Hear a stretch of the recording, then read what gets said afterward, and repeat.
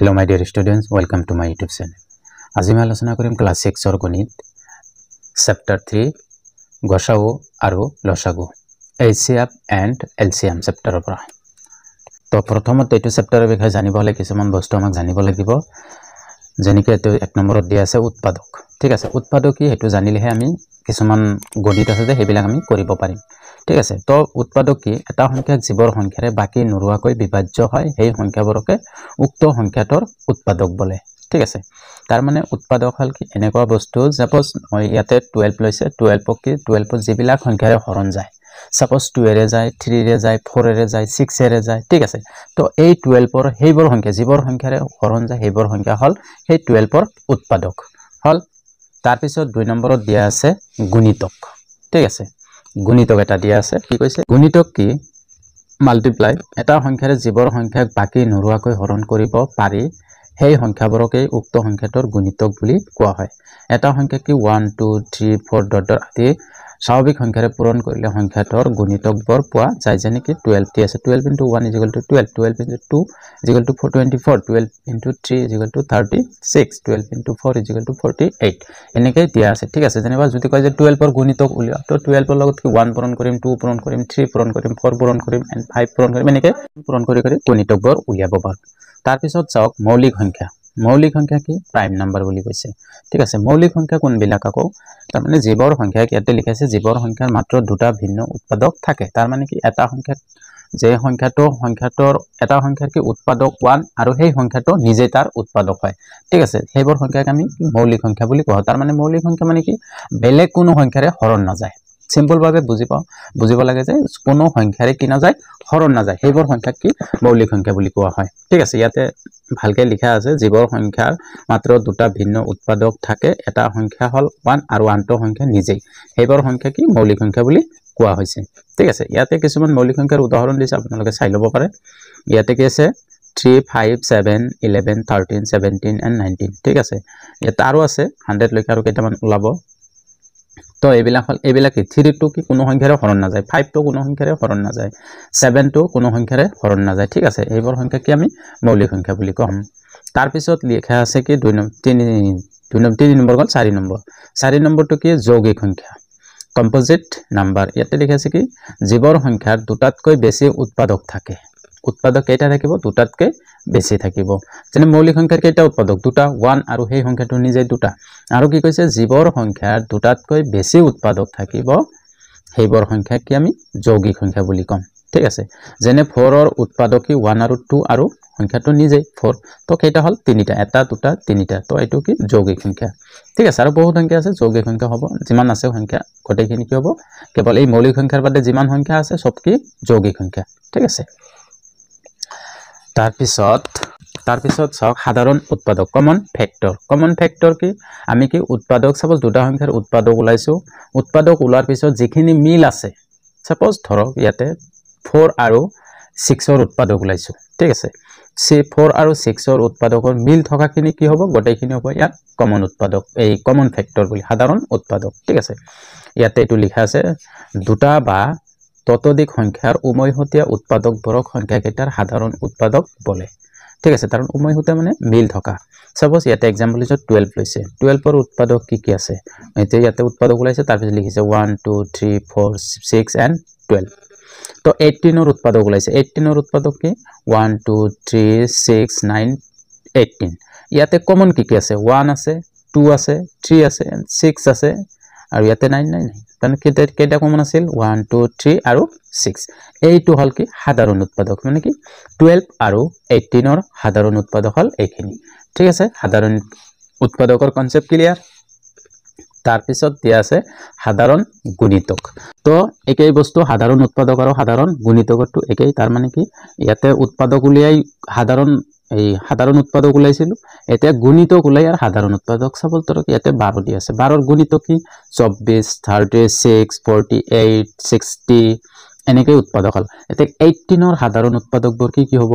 18 হ'ব 36 হ'ব 48 নহয় 54 হ'ব 72 হ'ব। ইয়াতে কি কৈছে সাধাৰণ গুণিতক ওলাম আমি কি এই দুটা সংখ্যা। ঠিক আছে, এতিয়া এটাৰ কিমান 36 হ'ব 72 2 হ'ব 108 হ'ব আৰু বেছি যেতিয়া আমি বেছি ওলাম তেতিয়া আৰু লাহে লাহে ইয়াতে কেৱল 48 লৈকে ওলাইছিল সেইকাৰণে কমাই দিছে আৰু যেতিয়া বেছি ওলাম আৰু ওলাই থাকিব ঠিক আছে তো এইখিনি লৈকে হৈ গ'ল এতিয়া চাওক কি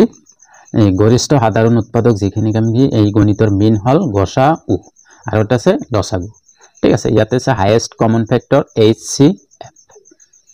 আৰু আছে লসাগু ইয়াতে গসাউটো আগত চাই লওক গসাউ কি দিয়া আছে তো প্ৰথমত কি কৰিব গসাউ উলিওৱাৰ নিয়ম কি প্ৰথমত কি আমি দুটা সংখ্যা লম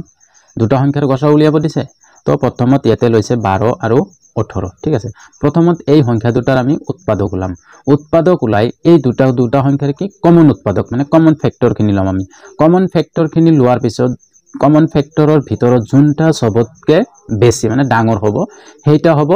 এই গসাউ হাইয়েস্ট কমন ফ্যাক্টৰ ঠিক আছে ইয়াতে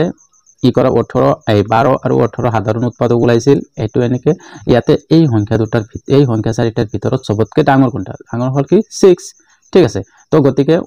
12 আৰু 18 ৰ গৰিষ্ঠ সাধাৰণ উৎপাদক চমুকৈ গসাউ হ'ব 6 ঠিক আছে মই যেতিয়া আৰু গণিত কৰিম এক্সাৰসাইজৰ তেতিয়া পুৰা ফুললি বুজি পাব তো এতিয়া চাওক পৰস্পৰ মৌলিক সংখ্যা কো প্ৰাইম নাম্বাৰ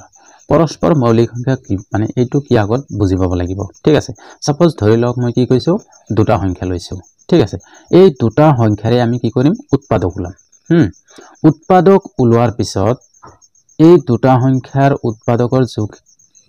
ওলোৱাৰ পিছত যদি ইয়াৰ সাধাৰণ উৎপাদক 1 হয়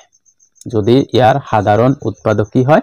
1 হয় তেনেহলে মই কম যে এই সংখ্যা দুটা পৰস্পৰ মৌলিক সংখ্যা বেলেগ ওলালে নহব 2 3 এনেকা আৰু বেছি ওলালে হেতু নহব কেৱল কি হ'ব লাগিব একে হ'ব লাগিব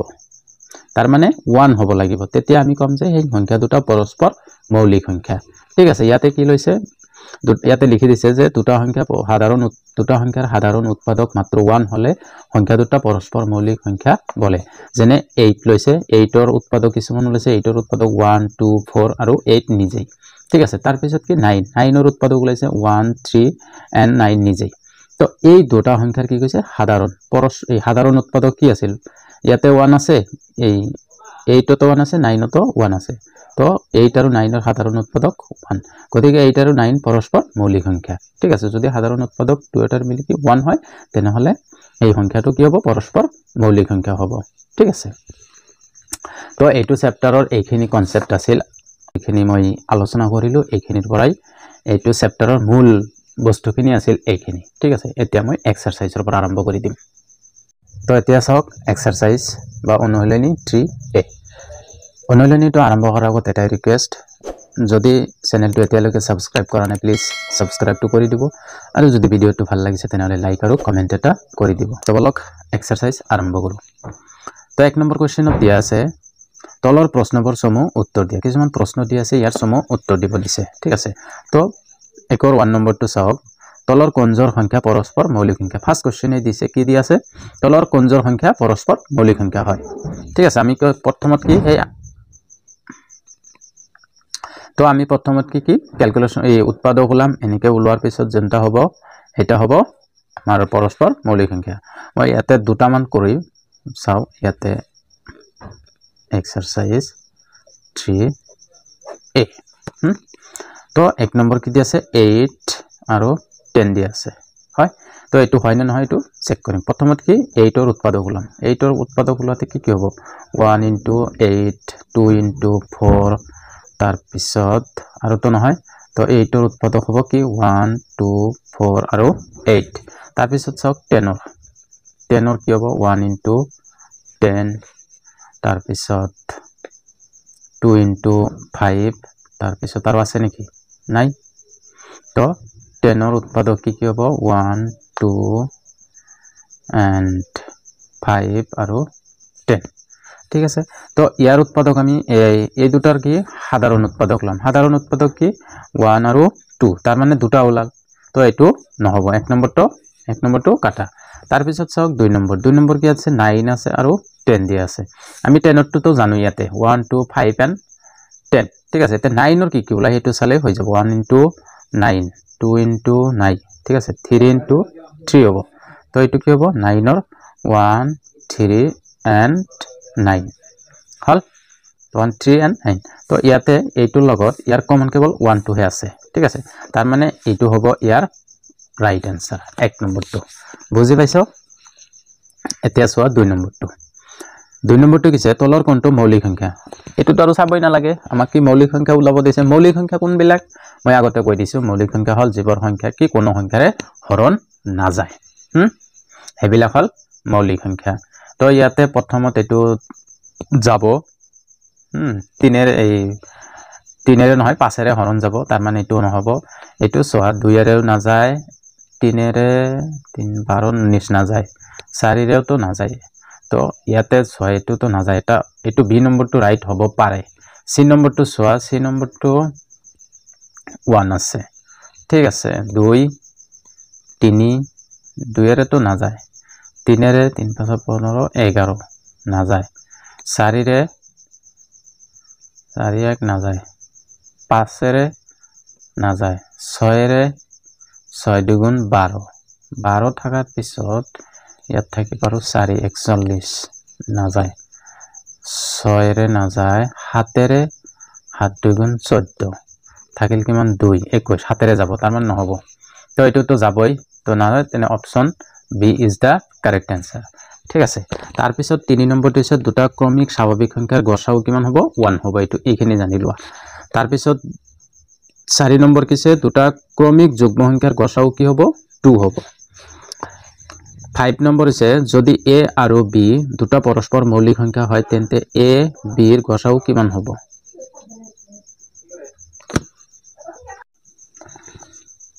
এতিয়া 6 নম্বৰ কোশ্চেনটো যদি b এৰ উৎপাদক হয় তেন্তে a আৰু b ৰ গসাউ কি হ'ব তাৰ মানে কৈছে কি b যদি a ৰ উৎপাদক হয় ঠিক আছে b টা কাৰ উৎপাদক a ৰ উৎপাদক তেন্তে a আৰু b ৰ গসাউ কি হ'ব তো b যেহেতু a ৰ উৎপাদক তেনে গসাউ কি হ'ব b হ'ব ঠিক আছে তো आंसर b হ'ব তো এতিয়া চাওক 2 নম্বৰ কোশ্চেনৰ পৰা 1 নম্বৰখিনি হৈ গল 2 নম্বৰ কোশ্চেনত দিয়া আছে তলৰ সংখ্যাবোৰৰ মৌলিক উৎপাদক বিশ্লেষণ পদ্ধতিৰে গসাউ উলিয়া ইয়াতে কি পদ্ধতি কৈছে মৌলিক উৎপাদক বিশ্লেষণ পদ্ধতি ঠিক আছে তাৰে 1 নম্বৰটো দিয়া আছে 28 আৰু 24 ৰ গসাউ কিমান হ'ব তো কৰিলে গম পাব এতিয়া চাওক 2 ৰ 1 নম্বৰত দিয়া আছিল 28 আৰু 24 হয় তো প্ৰথমত কি কৰিব এই 28 ৰ উৎপাদক ওলাম আমি আৰু এই 24 ৰ উৎপাদক ওলাম এটা এটাকে কৰিলে এনে গম পাব 28 ৰ উৎপাদক আমি ওলাম কেনেকে ওলাম ইয়াতে 28 ঠিক আছে প্ৰথমত 2 এৰে হৰণ যাব 2 এৰে কিমান বাৰ যাব 14 বাৰ আকৌ 2 এৰে যাব 7 বাৰ আৰু তো না যায় তো এইটো হল তো 28 ৰ উৎপাদক আমি কি পালো 28 সমান কি পাইছো 2 পূৰণ 2 পূৰণ 7 হল তাৰ পিছত 24 ৰ উৎপাদক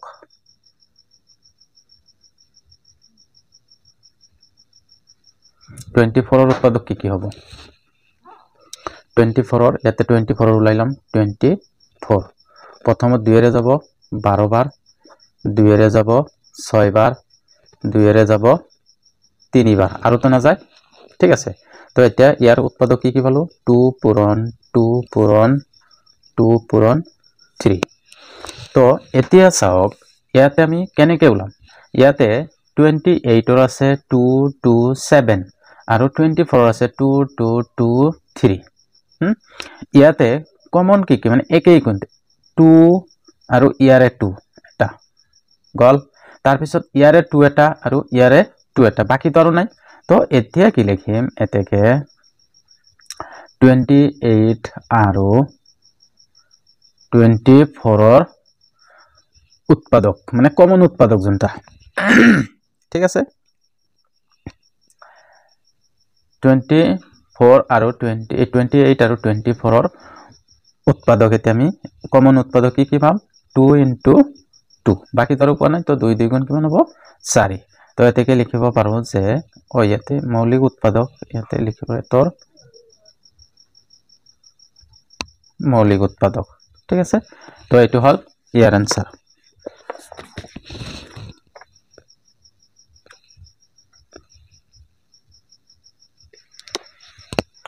এইখিনি হল এতেকে কি 28 আৰু 24 গসাও আমাক কি উলিয়াব দিছিল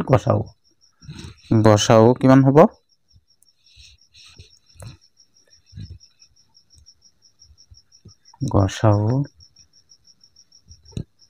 গসাও সমান 4 হল এইটো হল ইয়াৰ आंसर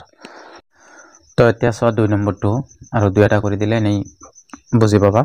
2 নম্বৰটো দিয়া আছে 48 আৰু 72 এইটোৰ আমাক কি মৌলিক উৎপাদক বিশ্লেষণ পদ্ধতিৰে গসা উলিয়াব দিছে ঠিক আছে প্ৰথমত মই কি কৰিম 48 আৰু 72 ৰ উৎপাদক উলাম ইয়াতে মই আগত উৎপাদকটো উলিয়াইলাম 48 তো প্ৰথমত 2 এৰে যাব 2 এৰে 4 দুইবাৰ যাব 4 বাৰ যাব আকৌ 2 এৰে 12 বাৰ যাব আকৌ 2 এৰে 6 বাৰ যাব আকৌ 2 এৰে 3 বাৰ যাব আৰু 72 ৰ উলাম 72 প্ৰথমত 2 এৰে যাব 2 এৰে 6 3 বাৰ যাব একে 12 3 বাৰং 12 হল 6 বাৰ যাব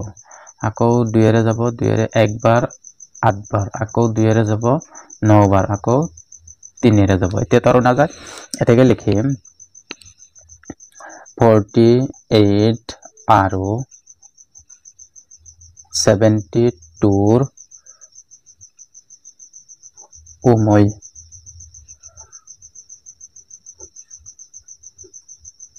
উমৈহতীয়া মৌলিক উৎপাদক তার মানে একে তার মানে ঠিক আছে মৌলিক উৎপাদক উমৈহতীয়া মৌলিক উৎপাদক ও সরি ইয়াতে মই লিখাই নাই ইয়াতে লিখুম ঠিক আছে ইয়ার আগতে এখানে তার মানে 48 ৰ উৎপাদক মৌলিক উৎপাদক কি আছে 48 ৰ উৎপাদক কি পাইছো 2 পূৰণ 2 পূৰণ 2 পূৰণ 2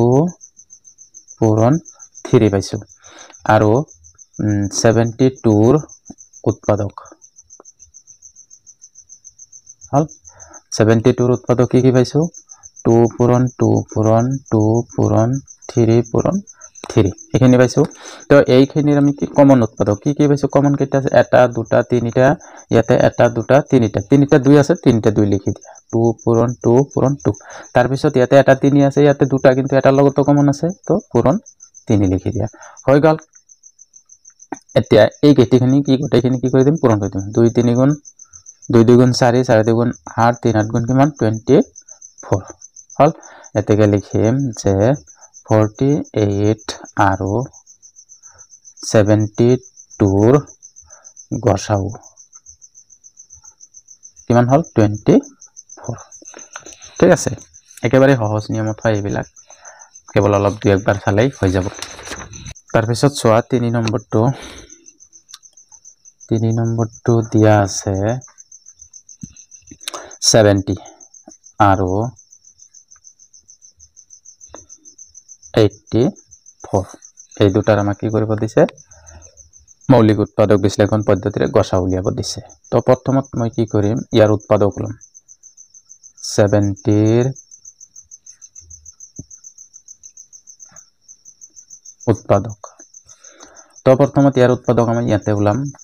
70 তো 2 এৰে যাব প্ৰথমত 2 এৰে ইয়াতে 3 বাৰ যাব 3 2 গুণ 6 1 থাকিল 10 5 যাব তাৰ পিছত এতিয়া 2 এৰে তো না যায় 3 এৰে না যায় 4 এৰে না যায় 5 এৰে যাব 5 7 গুণ 35 আৰু না যায় হল তো ইয়াৰ উৎপাদক কি পাইছো 2 পূৰণ 3 পূৰণ 5 এটো হল তাৰ পিছত কি 84 ৰ উৎপাদক 84 ৰ উৎপাদক উলাই দিয়া ইয়াতে 2 এৰে যাব 2 এৰে 4 বাৰ যাব 2 এৰে 2 বাৰ যাব 2 এৰে যাব 2 এৰে 1 আৰু ইয়াতে হল তাৰ পিছত 3 এৰে যাব 3 এৰে 7 বাৰ যাব আৰু তো না যায় তো ইয়াৰ উৎপাদক কি 2 পূৰণ 3 পূৰণ 7 এটাকে আমি লিখিব পাৰিম যে ইমানৰ উৎপাদক হল এটাকে লিখিম যে 70 আৰু 84 ৰ উমৈহতীয়া মানে মিল থকা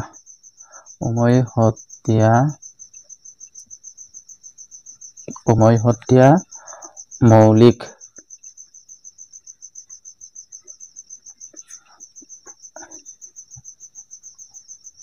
উৎপাদকবোৰ হল মিল থকা উৎপাদক 2 আছে ইয়াতে 2 আছে লিখিব পাৰো 3 আছে ইয়াতে 3 আছে লিখিব পাৰো 5 নাই ইয়াতে 5 কেনেকৈ লিখিলো 2 তো নাই 3 নাই হে 2 আছে 5 আছে পূৰণ 7 আছে ইয়াতে 3 নহব ইয়াতে 7 আছিল তো ইয়াতে কি হ'ব 2 আছে 5 আছে ইয়াতে 5 নাই কিন্তু 7 আছে এই দুটা পূৰণ কৰিলে কিমান হ'ব 7 2 গুণ 14 তো এইটো হল ইয়াৰ এই গসাও এতেকে লিখিব পাৰিম যে 70 আৰু 84 ৰ গসাও কিমান পাইছো 40 এটো হ'ব ইয়াৰ आंसर ঠিক আছে একেবাৰে সহজ হয় তাৰ পিছত মই তো ইয়াৰে তিনিটা মই কৰি দিলো নেক্সট ভিডিওত মই